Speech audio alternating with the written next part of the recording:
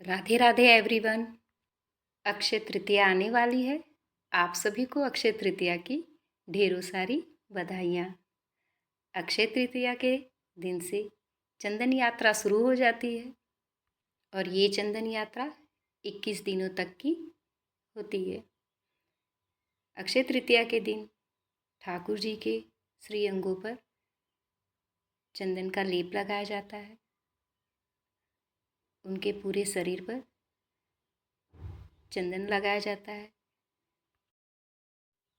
अक्षय तृतीया के दिन आप भी ठाकुर जी के श्री अंगों पर चंदन का लेप जरूर लगाएं। अगर आप प्रतिदिन चंदन का लेप नहीं लगा पाते हैं तो आप उनके मस्तक पर चंदन जरूर लगाएं। आप 5 या 7 दिन का नियम लेकर के भी चंदन सेवा कर सकते हैं। ठाकुर जी को चंदन का लेप लगा सकते हैं।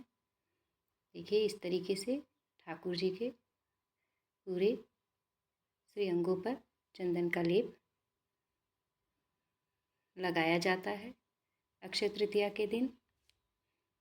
अक्षय तृतीया के दिन सबसे पहले सुबह जल्दी उठें, स्नान आदि करके आप एक चौकी ले लें और जिस जगह पे आपको पूजन करना है उस जगह को अच्छी तरीके से साफ कर लें। और साफ करने के बाद देखिए, मैं अपनी सारी पूजा अपने पूजा रूम में ही करती हूँ।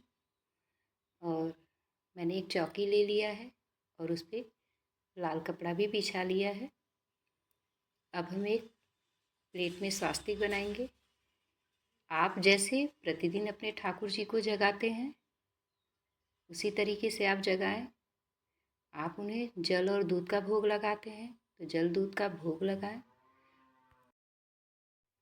अब मैं थोड़े से फूल डाल करके अपने लड्डू गोपाल को विराजमान करूंगी और उसके बाद मैं जल से स्नान कराऊंगी। आज के दिन आप पंचामृत से स्नान करा सकते हैं, दूध से स्नान करा सकते हैं, पानी में चंदन घोल करके स्नान करा सकते हैं। और सबसे पहले मैंने जल से स्नान कराया, अब मैं दूध से स्नान कराऊंगी। दूध से स्नान कराने के बाद फिर मैं जल से स्नान कराऊंगी ठाकुर जी का। जल से स्नान कराने के बाद मैं उनके शरीर को अच्छी तरीके से पोंछ लूँगी। देखिए, अगर आपके पास एक से ज़्यादा विग्रह हो ठाकुर जी के तो आप सभी को चंदन सेवा उस दिन ज़रूर दें। उस दिन सभी का शरीर में चंदन से श्रृंगार करें, चंदन का लेप लगाएं। जो लड्डू गोपाल के स्नान का जल है इसे आप किसी पौधे में डाल दें या आप अपने गमले में डाल दें। और उसके बाद हम एक थाली लेंगे। सबसे पहले हम अपने लड्डू गोपाल को अच्छी तरीके से पोंछेंगे। अच्छी तरीके से पोंछने के बाद हम एक थाली लेंगे। थाली में हम इस थाली में थोड़े से फूल डालेंगे और सबसे पहले हम दीपक को प्रज्वलित करेंगे। दीपक पूजा का साक्षी माना जाता है। सबसे पहले हम दीपक का पूजन करेंगे और उसके बाद हम चंदन का लेप तैयार करेंगे। देखिए, आप उस दिन चंदन का लेप लगाएं ठाकुर जी के शरीर पर तो आप सूखा चंदन लें, आप गीला चंदन न लें, क्योंकि गीले चंदन में कुछ केमिकल होते हैं जिससे कि ठाकुर जी के शरीर पर धब्बे धब्बे पड़ जाते हैं। देखिए, मैंने अष्टगंध चंदन ले लिया है। आप गोपी चंदन भी ले सकते हैं या आप और भी कोई सूखा चंदन हो आप वो भी ले सकते हैं। और मैंने अष्टगंध चंदन लिया है। इसमें थोड़ी सी मैंने तुलसी की मंजरी को हाथों से मसल करके उसमें डाल दिया है और गुलाब जल डाला है। इत्र डालेंगे, आप कपूर भी डाल सकते हैं, क्योंकि इन सारी चीज़ों से लड्डू गोपाल को शीतलता मिलेगी। क्योंकि वैशाख का महीना चल रहा है और गर्मी भी बहुत अधिक पड़ती है। अब हम अपने ठाकुर जी को विराजमान कराएंगे। अपने छोटे से लाला को, और हम उनका अब चंदन से लेप लगाएंगे। आप हाथों से भी लेप लगा सकते हैं और आप ब्रश की सहायता से भी लड्डू गोपाल को लेप लगा सकते हैं। देखिए, सबसे पहले हम मस्तक पे चंदन का लेप लगाएंगे। आप इस बात को विशेष ध्यान दीजिएगा कि चंदन का लेप लगाते समय उनके आँखों पर, उनके होठों पर, उनके नाक पर चंदन का लेप न लगाएं। और इस तरीके से हमने ठाकुर जी के पूरे शरीर पर चंदन का लेप लगा दिया है। आज के दिन बांके बिहारी जी के मंदिर में बांके बिहारी जी के चरणों के दर्शन कराए जाते हैं और आज के दिन उन्हें चांदी की पायल पहनाई जाती है। तो आप भी अपने लड्डू गोपाल को आज के दिन उन्हें चांदी की पायल, मोती की पायल या फूलों की पायल आप ज़रूर पहनाएं। आज के दिन आप भी और आपके पूरे परिवार के सदस्य ठाकुर जी के चरणों के दर्शन ज़रूर करें, क्योंकि आज के दिन बांके बिहारी जी के मंदिर में चरणों के दर्शन कराए जाते हैं। हमें भी अपने ठाकुर जी के चरणों के दर्शन ज़रूर करने चाहिए, क्योंकि हम वहाँ तो पहुँच नहीं पाते हैं। इसके लिए हमें अपने ठाकुर जी के चरणों के दर्शन परिवार के हर एक सदस्य को करना चाहिए। अब हम पूजा की तैयारी करेंगे। देखिए, हमने गेहूँ ले लिया है। अब हम गेहूँ पर एक मिट्टी का कलश रखेंगे और उस कलश पे हमने स्वास्तिक बना लिया है। स्वास्तिक शुभ का प्रतीक होता है। अब हम इसमें कंठ तक जल भरेंगे। शुद्ध जल भरना है इसमें। और इस मिट्टी के कलश पर हम मोली बांधेंगे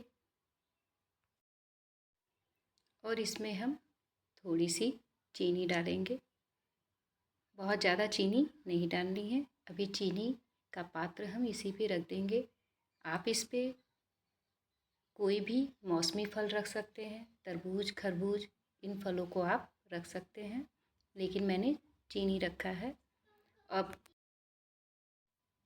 हम चंदन का लड्डू बनाएंगे और इसके लिए हमने अष्टगंध चंदन ले लिया है और अब हम इसमें थोड़ा सा पानी डालेंगे, जिससे कि ये बहुत गीला ना हो। फिर भी थोड़ा सा ये गीला हो गया था, इसके लिए हमने इसमें थोड़ा सा और चंदन मिला लिया है। देखिए, ये हमारा लड्डू बन गया है। इस तरीके से चंदन का लड्डू, अक्षय तृतीया के दिन चंदन का लड्डू ठाकुर जी के चरणों पर अर्पित किया जाता है।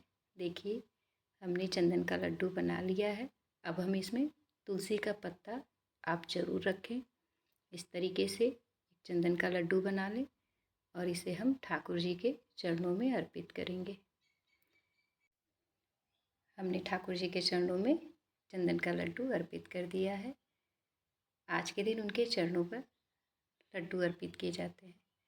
देखिए, हमने ठाकुर जी का चंदन से श्रृंगार किया है और हमने उन्हें फूलों की माला बना के पहनाई है। हाथों में बांसुरी दिया है। मोर पंख उनके मस्तक पे है और तुलसी जी उनके मस्तक पे हमने रख दी है। अब हम उनके पास फूल रखेंगे और कलश के पास भी हमें फूल रखना है।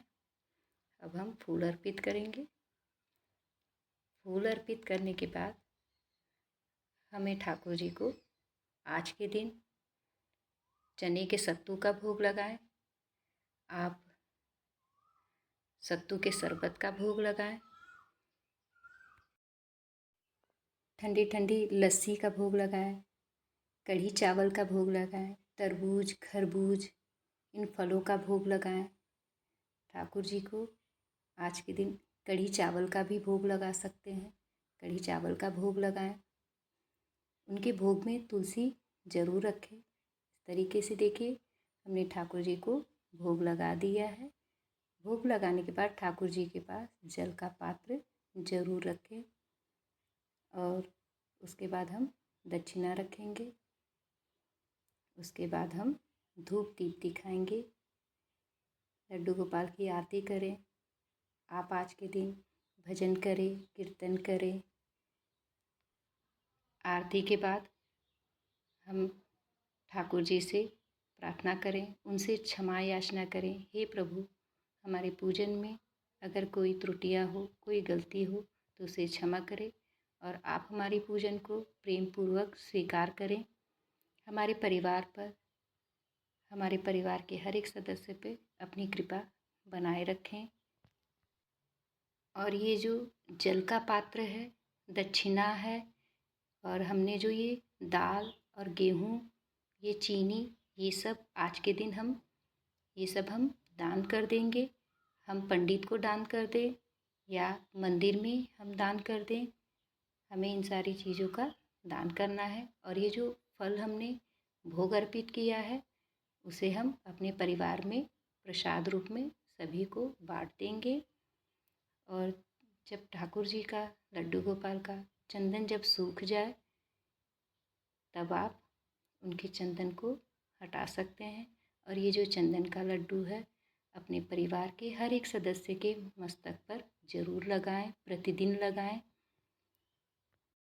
अक्षय तृतीया के दिन दान करने से अक्षय पुण्य फल की प्राप्ति होती है। आज के दिन अन्न और जल का दान जरूर करना चाहिए। अगर मेरी ये वीडियो आपको अच्छी लगे तो आप प्लीज़ मेरे चैनल को